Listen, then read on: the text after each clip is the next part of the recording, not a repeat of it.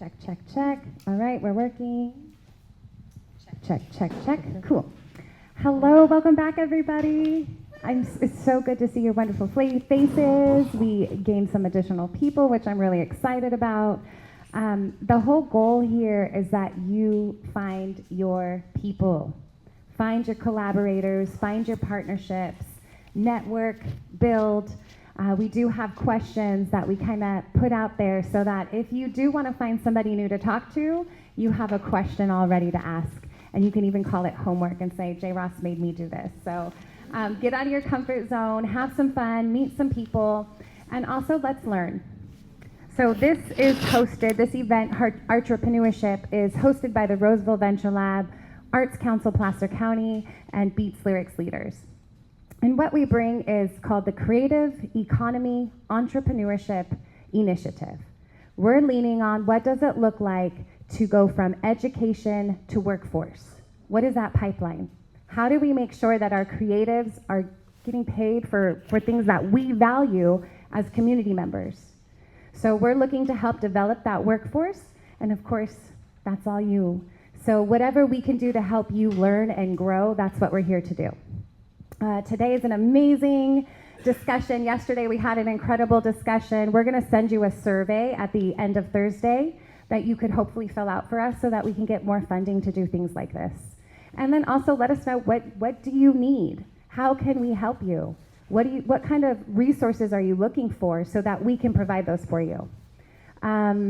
City of Roseville is across the street, so I really want to give a shout out to the Economic Development Commission because they have an entrepreneurship strategic plan in Roseville.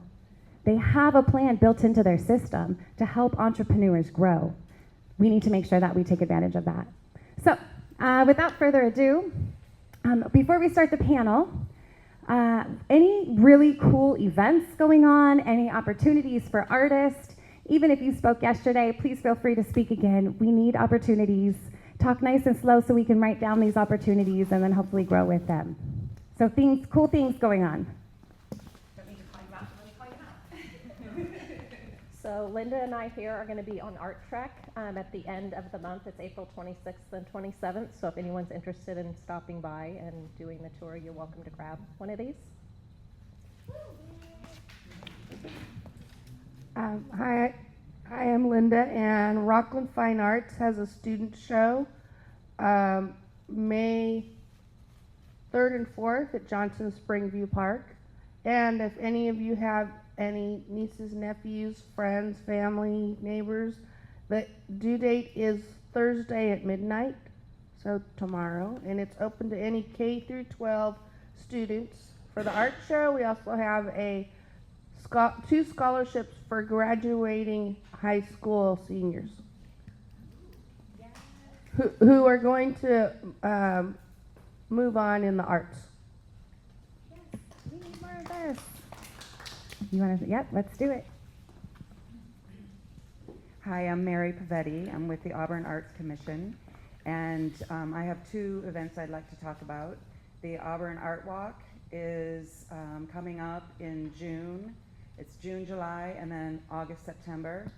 So the deadline to apply, if you'd like to be on the Art Walk as an artist or as a business, is on May 1st. And it's filling up fast, so please let me know. The second thing is, this month is Arts, Creativity, and what's the other word? Culture Month, okay. And our Auburn Arts Commission is encouraging people, and as in others, but encouraging people to go out and do art on April 12th. And so myself and Ginger Barrett will be at the farmer's market doing art. I'm going to be painting carrots. Carrot lookalikes, you know. So if you would like to come out to the farmer's market and join us, it'll be a fun paint out. But there's locations all over town, and if you look on the Art Commission website, you'll see all the different places people will be doing art in town on the 12th. Thank you. Hi, I'm Jenny Darlington-Person with the Arts Council of Placer County, and I want to draw your attention to the QR code on your table. That is if you want to register your art business free on our website so that people, when they go look at the art directory, they'll be able to find you. We also right now are looking for a few partners, and we have a request for proposals on our website, so you can check that out. And I think there was one more, but now I don't remember what it was. So I think we're ready to start. Anybody else? We will leave this open. If something comes up that you think about a cool event, don't be afraid to let us know. That's what we're here for. So without further ado, Can we do a quick audience introduction? do you want to do your introduction first, or you want me? We'll come back to us. Okay, we're coming back to them. All right, y'all, we're putting you on the spot. We love you. Thank you so much for coming. This is your opportunity to get over your phobia of microphones. Woo! So if you wouldn't mind passing this microphone around, just introduce yourself. If you're an artist or if you're coming with an organization, if you could let us know who you are. If you feel inclined to let us know why you're here, we'll take that too, or what you're hoping to learn. Okay. Sorry, love you. Oh my gosh, I love you too, J-Ross. Hi y'all, I'm Kira. I'm an artist. I'm not here for an organization, but I guess indirectly I am on the board of directors at Rancho Cordova Arts. So that's where I volunteer and try to do some give back stuff. And I am a working artist. I have a day job, and I also do my heart work is my artwork. And that's about me. Oh, on to you. What was your last name? Oh, I didn't say it. Hi, I'm Kira Komisky. Linda Hoschler. I'm a fused glass artist. I'm also president of Rockland Fine Arts, and I volunteer for Art League of Lincoln. Andrea Martin, I'm an artist, and I teach some watercolor and oil painting classes, and I think that's about it. I'm Dennis Noon. I'm just a fledgling artist, just here to learn more. Hi, excuse me. I'm Lynn Schiffner. I am from Artworks Gallery in Grass Valley, and we are a cooperative, actually an LLC, but a cooperative of 32 artists. And then I have my own little art business. I am a fabric artist. Hello, I'm Dia Berlou, and I'm a photographer. I'm an event photographer, and I'm also a creative photographer, looking to figure out how to bring my creativity to life in a business sense. So. Hello, sorry I'm late. My name is Nancy Hackala, and I'm a kind of a local Auburn custom muralist. I usually work in private homes. I'll just say it again, Jenny, Darlington person with the Arts Council of Placer County. I'm Mary Pavetti I'm on the commission, the Auburn Arts Commission, but I'm also a watercolor artist, and I teach watercolor classes monthly. I'm Greta D'Amico from Auburn. I'm a painter, and it is not my main job. I'd love it to be. I'm Wayne Wagoner. I'm a residential designer and draftsman, as well as a watercolor artist. I'm a member of and volunteer for Blue Line Arts, as well as Art League of Lincoln, where I will have my first show in July.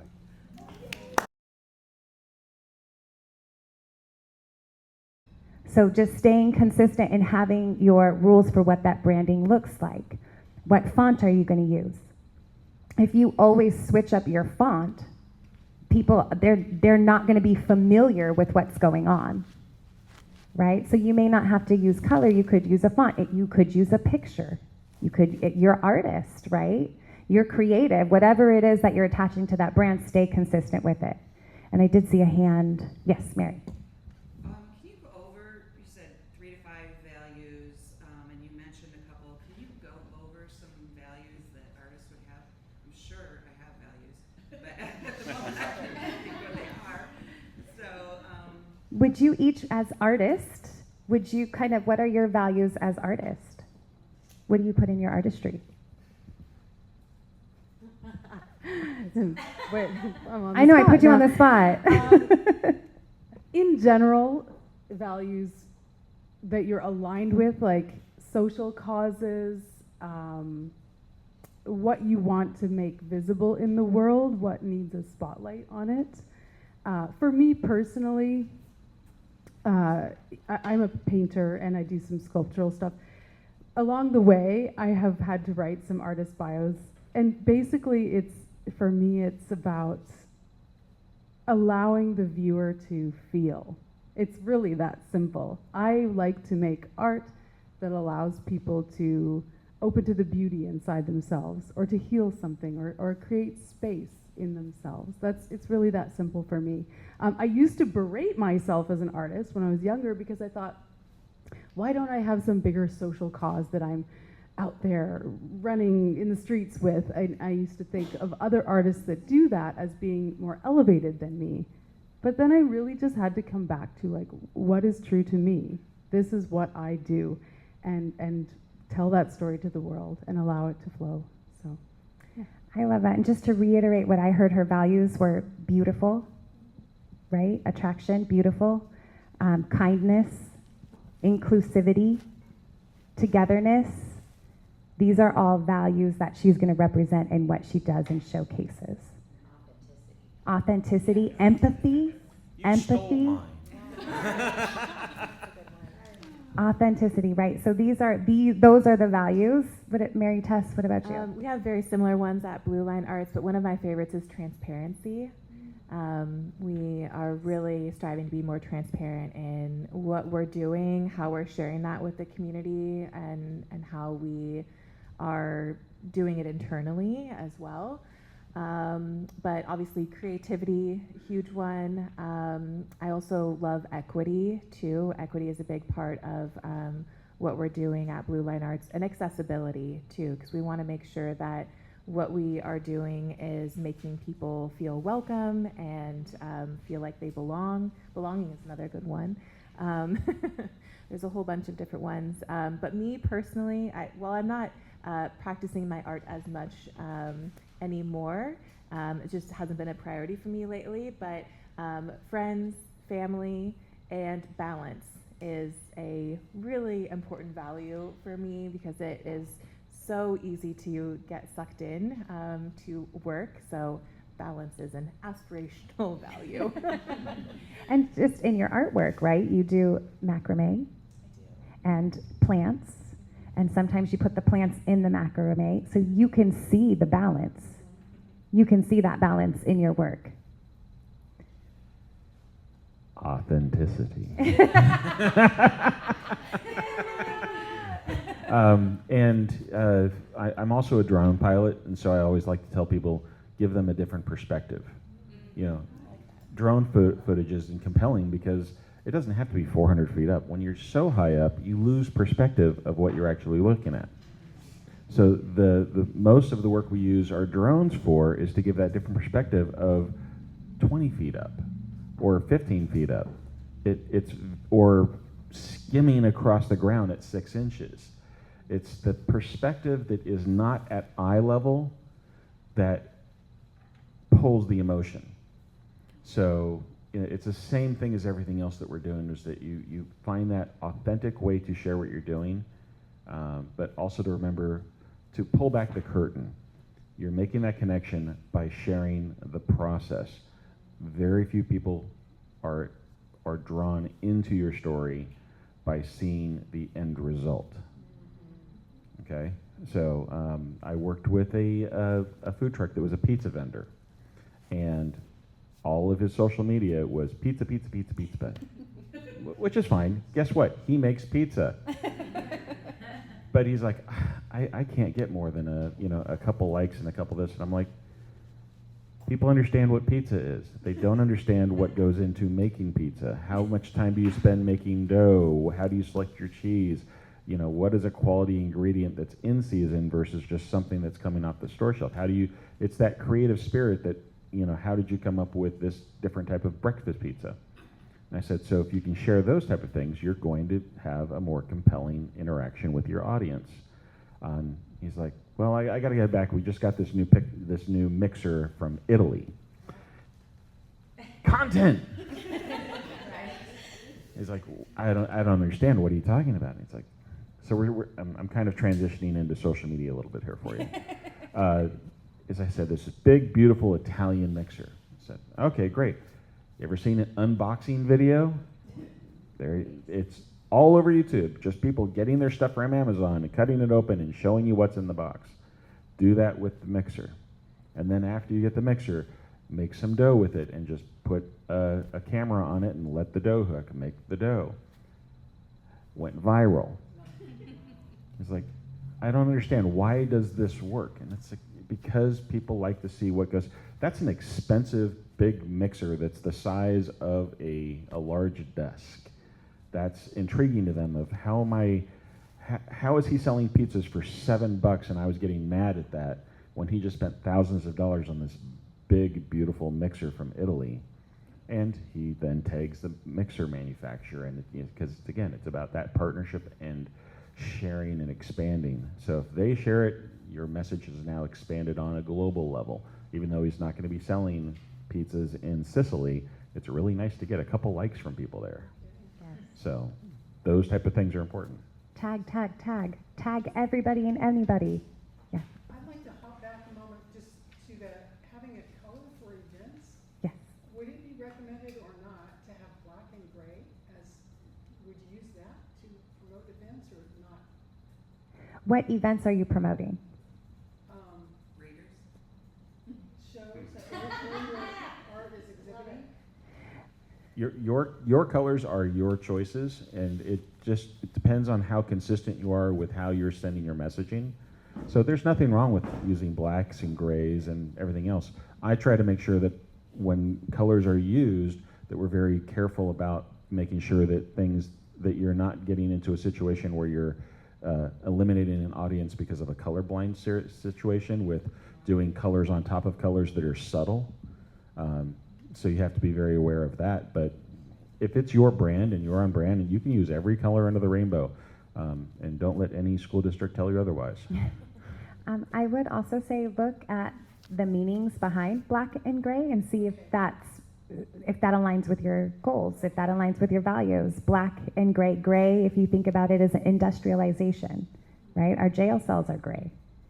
Our castles were gray. So, and you said luxury, watches, right? You think of silver, platinum. So just make sure that your color choices align with the values. That's why I always start with values, because then I can see what aligns with those values.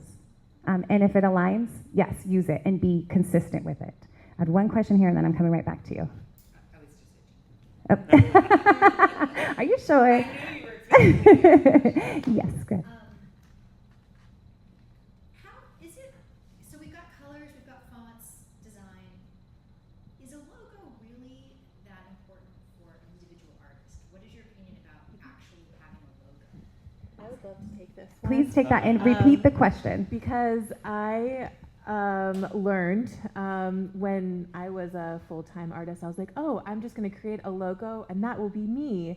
And I chose like a cute little name for my Etsy shop. But then I was like, wait, that's not me. I should just be using my name. And for artists, I guess it depends on your goals too. Like, if you want to show your work in a gallery, do you want to be known for your Etsy name that's like birds and bees? Or do you want to be known as Greta D'Amico, you know? I love learning people's names, and I think that is the most important information you should be sharing.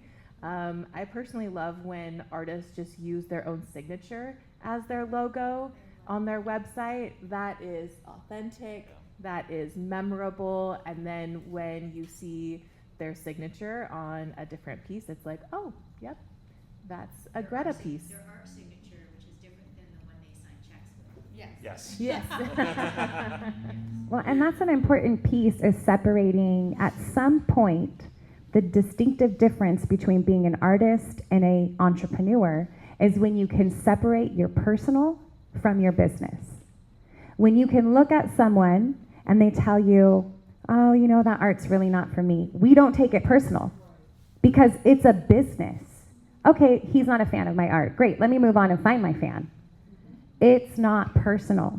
So even though we're artists and everything is personal, Everything. I was a rap artist for a long time, and I used to battle in the middle of Compton and the Bronx and Brooklyn, and I was literally, that's how I paid my bills, was through being a battle MC. And these guys would say the nastiest things you've ever heard.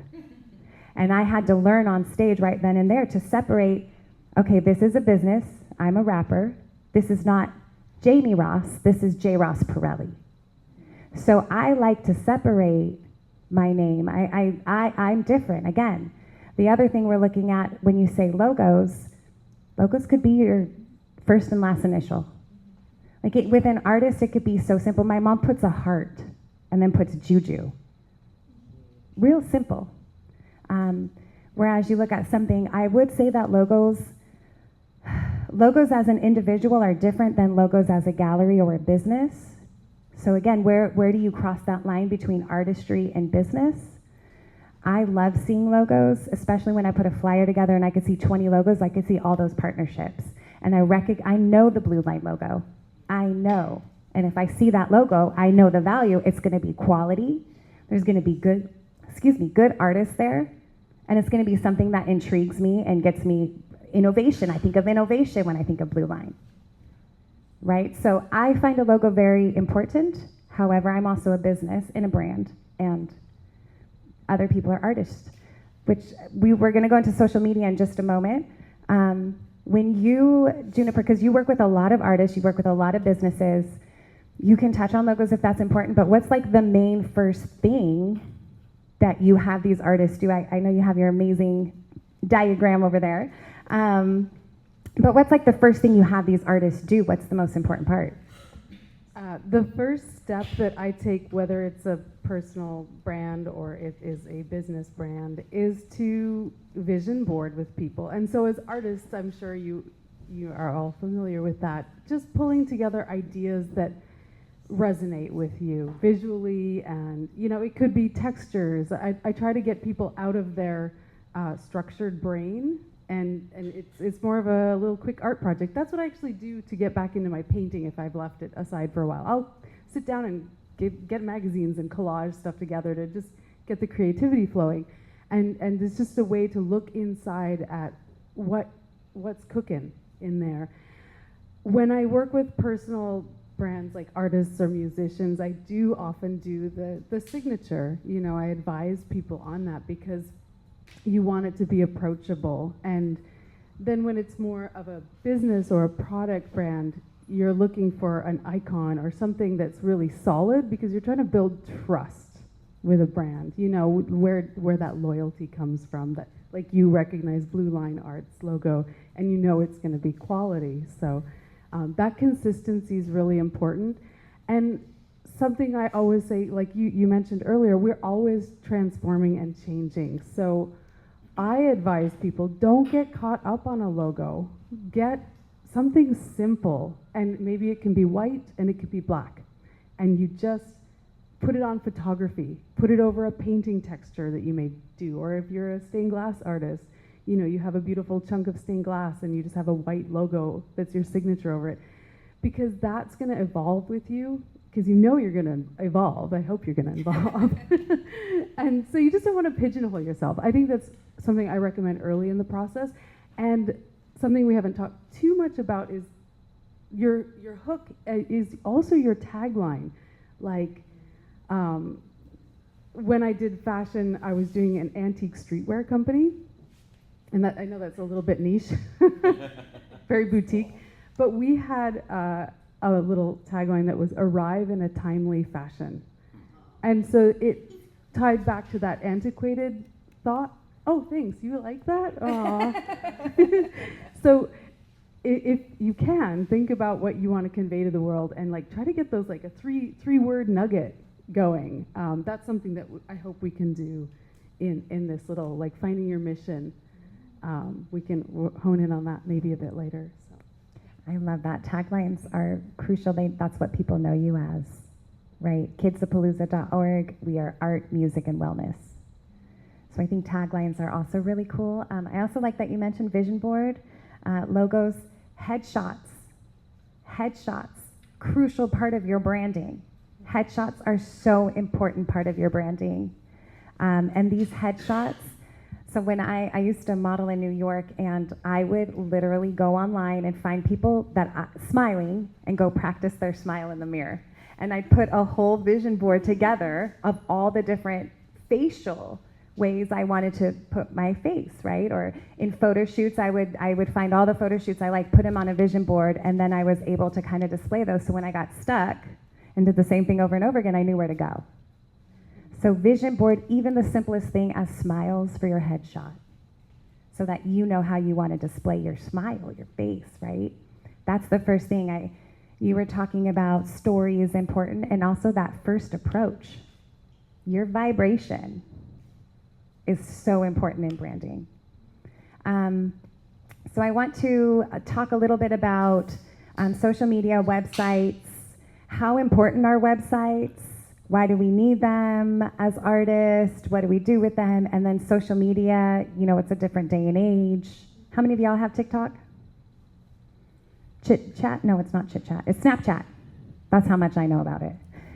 Right? But these are crucial changing. It depends on who our customer base is. If you're not a 12-year-old girl, don't be on Snapchat. Talk about it. How many people are on Facebook? Hands. Okay. How many people are on Instagram? How many people are on YouTube? Okay. LinkedIn. Okay. So and how many people are on MySpace? You were, yeah. It's failing. It's terrible. So, and last one, how many people are on Twitter? Actively on Twitter, not just have a page, X. Yeah, it's Twitter. Twitter's Blue Sky, and if you don't know about Blue Sky, yeah. Or doesn't Instagram have one too that's now called, what's the Instagram? Yeah, Threads. Threads. Lemon 8 is the new TikTok. Yeah. It's never Pinterest. Pinterest So, and as Pinterest. artists. And so you have to remember too that just like all of them, they will disappear. They will go the way of MySpace. Something else will replace it. It's always evolving because once the parents get on it, the kids get off of it. Okay?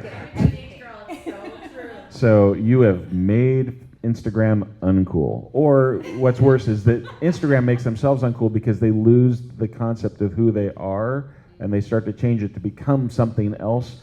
And the people that liked it for just sharing photos didn't want it because it was like TikTok. They didn't want it because it was like something else. They wanted it because it had their focus that what they wanted to do.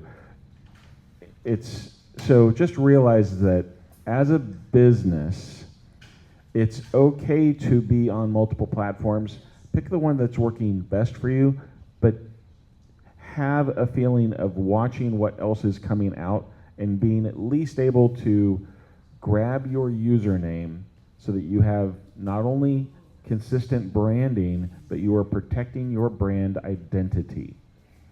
I'm not active on X, but I have all of the usernames on Facebook, Instagram, Twitter, Blue Sky, Lemon. They're all out there because when one pops up, I don't know what's going to be the next Instagram and the next Facebook, and I don't want somebody else to be ransoming my identity back to me. Because the first thing they do is they grab BMW, Porsche, Honda, and Chevy and try to ransom it back to these companies when they want their brand back. And the courts then they go through and they'll just throw lawyers at you and they'll take it anyway.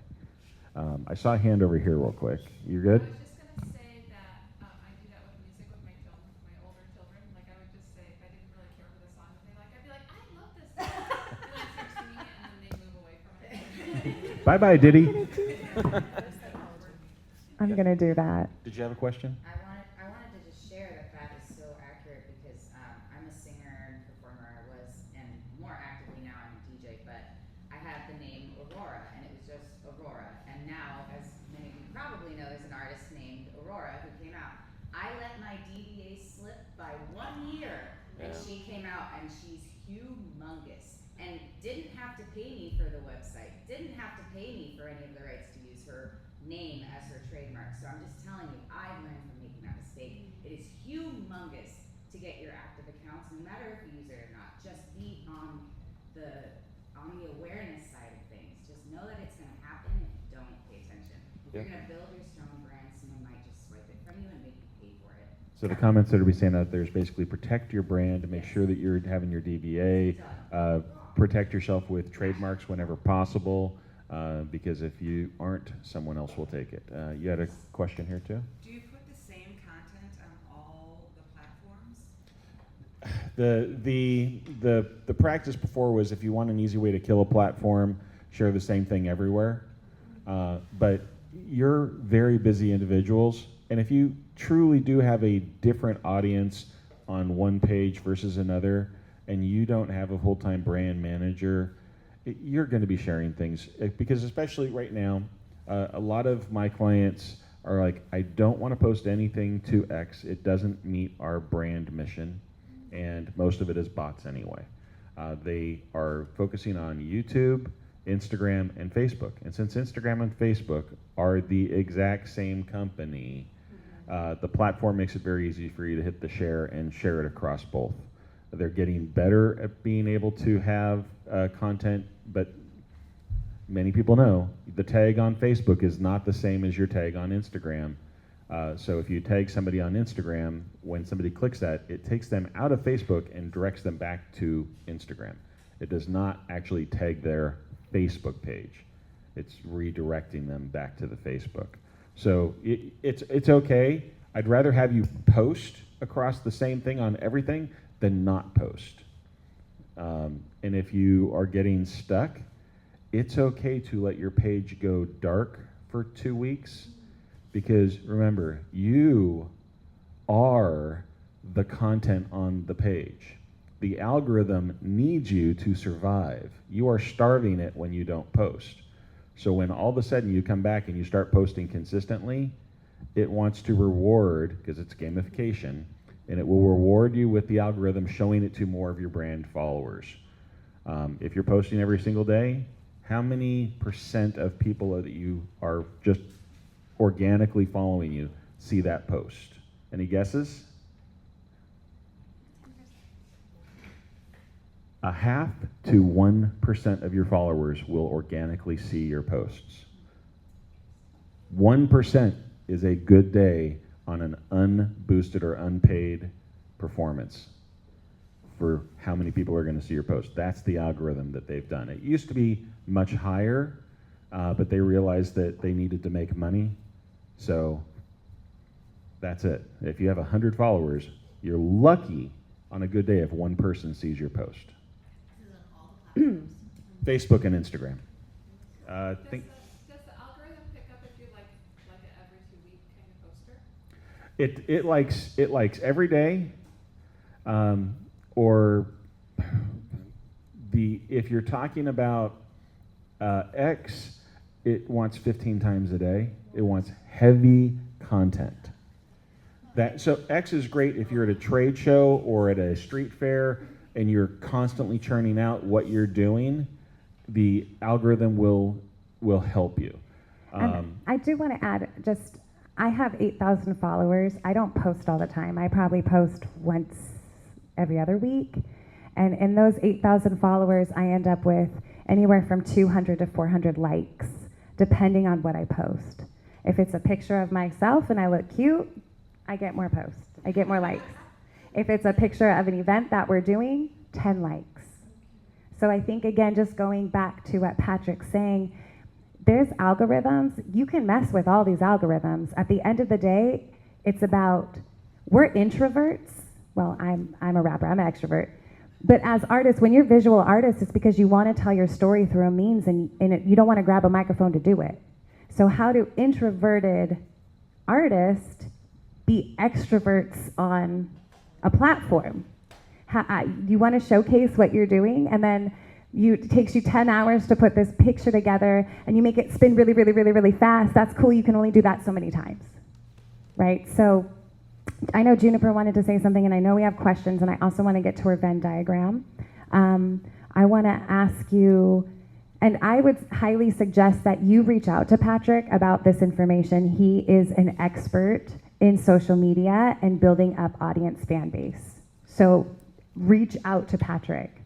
Introverts, how do introverts put themselves out there online if they're not comfortable putting their face and picture out there all the time? What are things they can do? And then also, what else were you going to say when Patrick was speaking?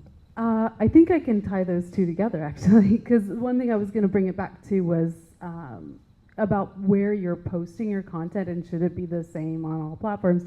For brand consistency, yes, make sure that there's something there that's visually giving the cue for consistency on all platforms, but it comes back to knowing your audience. And an example I can give is I work with the Center for the Arts in Grass Valley, and we do promote a lot of different artists. Like, some of them are going to be hip, kind of, 20s, 30s somethings, and that type of musician. We are not going to put money behind a digital ad on Facebook for. But if it's Lyle Lovett and we know there's a more mature audience, we are definitely going to put our ads in Facebook, but you know more about that stuff than I do. I dabble in that. So just thinking about your audience, where am I going to find them? And what is that message? Crafting that is really important. But bringing it back to being an introvert and how do you get yourself out there, I think we could talk more about aligning yourself with other networks that can be really critical. An association, maybe it's a collaborative brand project, that can really help you find your audience. So just stop and think about, like, who do you know that you, like another artist even, that you would love to do a show with? Or maybe you know somebody who produces, I don't know, bandanas. You come up to them and say, like, I have this beautiful idea, I want to put my art on a bandana, would you like to collaborate on that? And that's a really simplified idea, but little things like that can really help you find your audience out there. And you're spending all this energy trying to propel your voice forward and your brand forward, and sometimes it can just duplicate so fast when you're putting yourself in the right network. So anyway. I love that. Just to go on to what Juniper is saying is, in my storylines, I put out information about other artists, other events, because that sees that it shows them I'm sharing their content, I believe in what they're doing, I align with your values, I want to collaborate, I want to partner. In the same respect, they'll either reshare the fact that you reshared, or they will start to notice who you are. So when you then approach as a partnership, it's a little bit easier. So, and tag, tag, tag, tag, tag. If we're all in this room and we take a group photo and J. Ross Pirelli, Juniper, MaryTess, and Arts Council, Placer County. At the ACPC. At the ACPC is there, tag. Because chances are I'm going to repost that. And so just so you know to tag me, I am at J. Ross Pirelli. Just joking. The ACPC. Yes. Hashtags. Hashtags in it. I still use hashtags.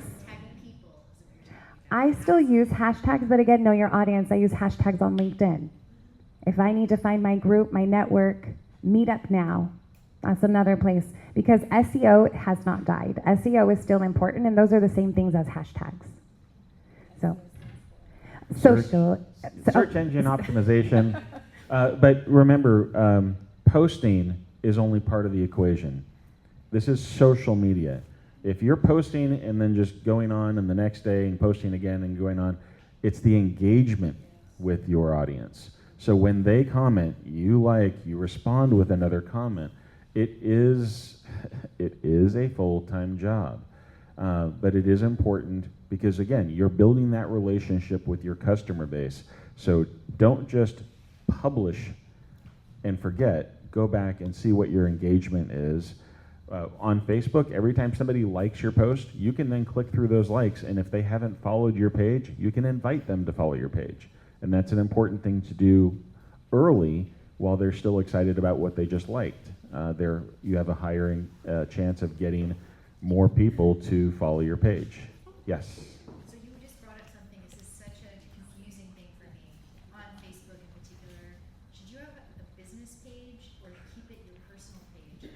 you have to have a personal page to create a business page, and I would always separate your personal from your business. But be aware, there's no such thing, honestly, as a private page. So if you're publishing political content on a personal page and then expecting it not to flow over onto your business page, you are delusional. So well, and that goes back to just know your brand. Know if your your brand brand, aligns with stuff. Yeah, so much of, like, if I have an Instagram that I have 2 Instagram, one personal, one for business, but they both see my personal Facebook. So a lot of followers are just all over the place for both personal life, for people who like the art. And I can't really take them out of there. I mean, I cross promote. I'm with you. I have it because I have a J. Ross Pirelli page. I have a Jamie Ross Board of Education page. I have a Beats Lyrics Leaders page, a Kids a Palooza page. So I find the page where I want the algorithm to be the strongest. Beats Lyrics Leaders. I post on there and then I share with every single network. So to me, that is, because then that's going to boost my algorithm. So use your whatever business or whatever platform you want to boost first, personal or not, use that and then share from there. But realize that you're only going to see analytics on a business page. So if you have an Instagram page, you have to switch it to a business profile. And if you're on Facebook, you have to actually start a business page to see any analytics. You'll see likes and shares and whatnot on a personal page, but you will really not be able to dive in to really see a better performing. It's a lot more work if it's not on a business page. And of course, you have to know what to do with those analytics and why they're important. But the analytics will tell you when to post, when you're getting the most comments and feedback, what days, what hours, what times, who, what city, what state. And it opens up the ads. So if you need to actually pay to promote something, you can only do that on a business page. And for some people to share personal content from a personal page, it makes it much harder. So it's very important. And you can't, it's one of the most important tools on Facebook for a business is the event listing. If you're going to be at a street fair, or if you're going to be at a convention, or if you're going to be hosting an art event, having those on a business page is key. But remember, it's not just post it and forget it, because unfortunately, we are also now in the time of scammers, and on the event pages, the worst thing that I've seen right now is the scammers go on and post in the discussion, which a business page does not get a notification on. So you have to go in and constantly check those notification or those discussion pages on your events, because you will go on and you will see somebody saying, we are accepting vendors, or I have tickets for this concert, and it's always 4 tickets and it's always somebody died in the family. So you have to go on there and we're all laughing because we've been there. Yeah, and you have to make sure that you're blocking them first, and then you're deleting the post, and it's whack-a-mole, but it's part of what we have now with Facebook. And it's a full-time job, and I go back to tag hosts, co-hosts, the ACPC. If you make the ACPC a co-host for your event, it'll show up in our calendar. Tag people as hosts, because then they can reshare it. Now with the caveat, and I know you have a question too. With events, only trust a co-host that you are directly communicating with. The reason why we have co-hosts for the Arts Council is because we are the state and local partner for the arts in Placer County, and we encourage everyone. We say our Facebook events are tied to our website community listing. That's how you get onto our webpage and into our monthly newsletter, is by tagging us as a co-host.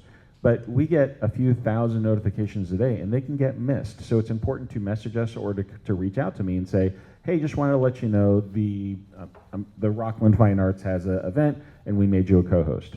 Awesome. Send us the link for the thing. We'll go in, we'll accept it, and it's now on our calendar. Those go by so fast that we can miss them. So we want to make sure that we're accepting all of those. However, I have seen the evil side of co-hosts, and this is I'll give you an unnamed example. A large event with a few 100,000 people engaged in it invited all of their event sponsors to be co-hosts to try to magnify the reach. One of those co-hosts was run by a 19-year-old that said, yeah, we already did this thing for us and it's done. So he went in and deleted the event. 180,000 people instantly got a notification that said this major event was canceled. We had to spend thousands of dollars to then promote the event to get the same engagement and to let everybody know that no, it was not canceled, that this was an error by a co-host, and that the event that was starting in 3 days is still happening. And this is when we had the wildfires up in Auburn, so it would have made sense that it would have been canceled because of air quality.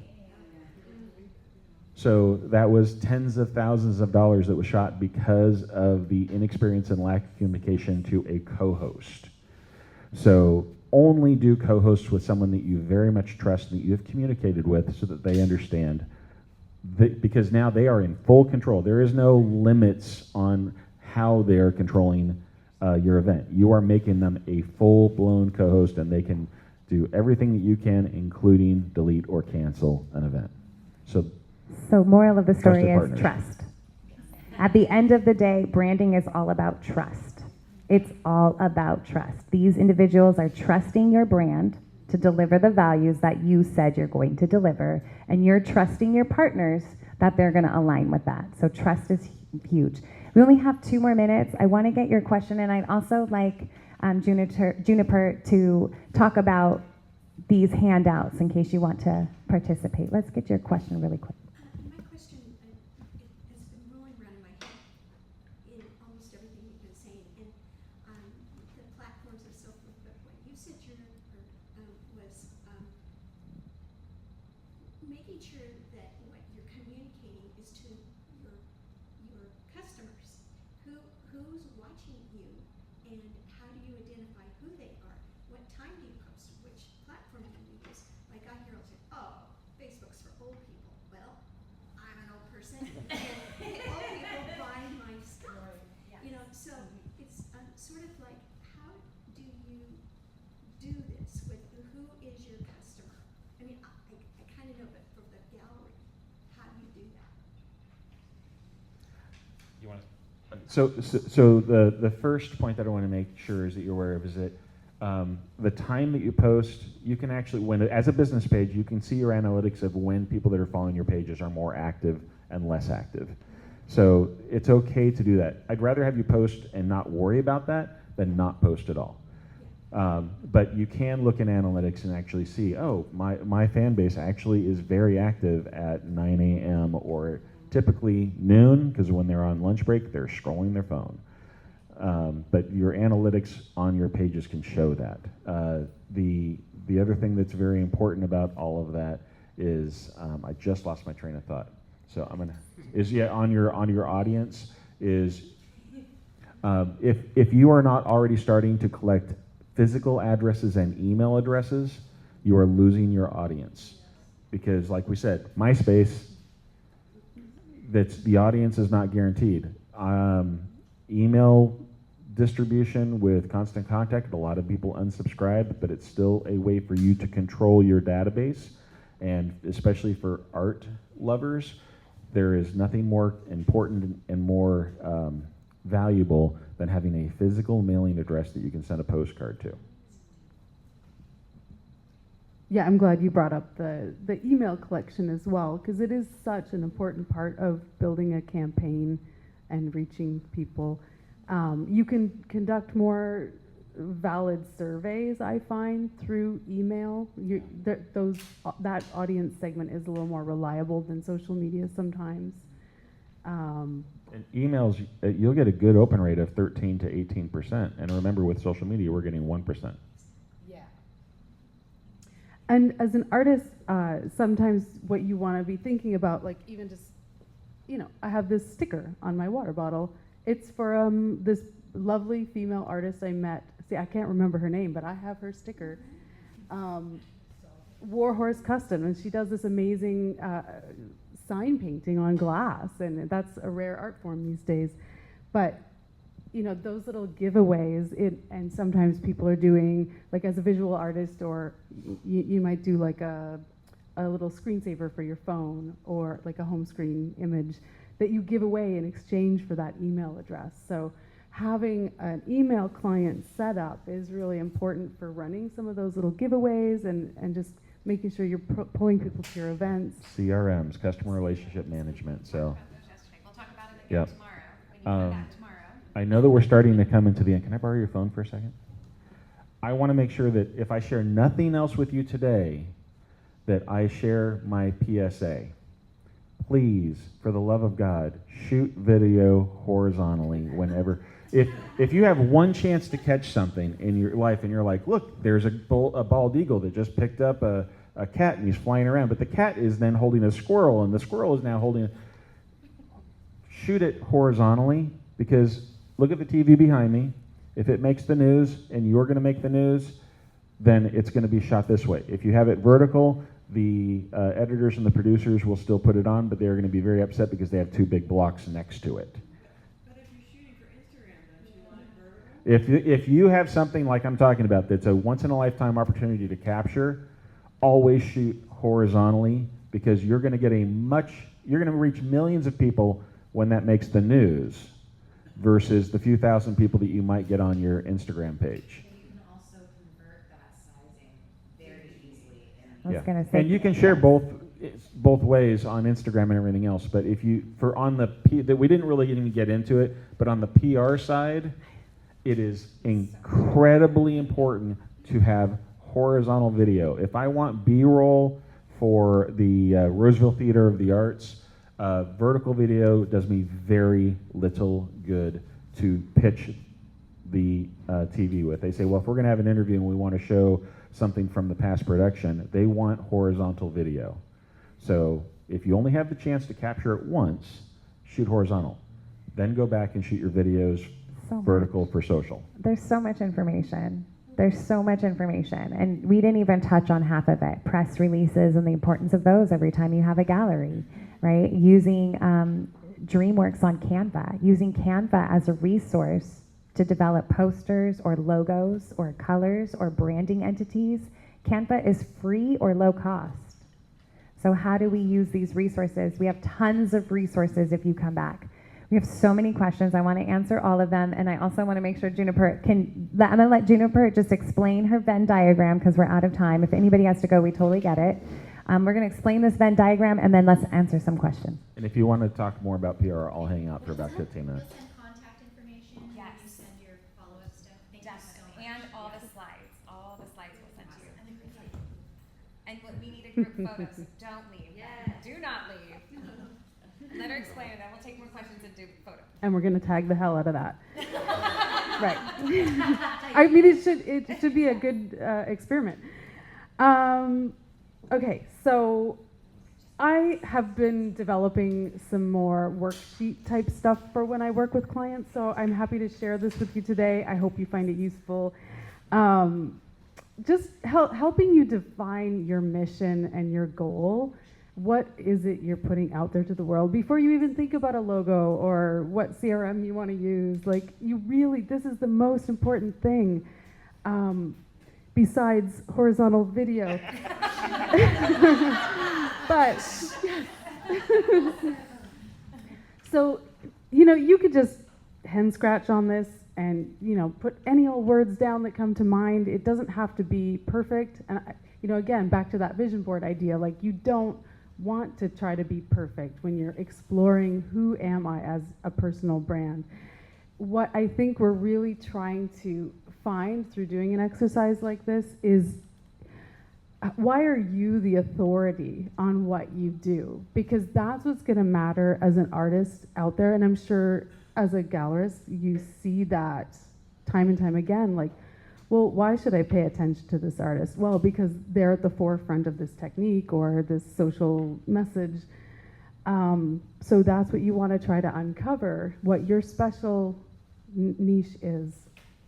So on the left-hand side here, that's really your introspection, who you see yourself as.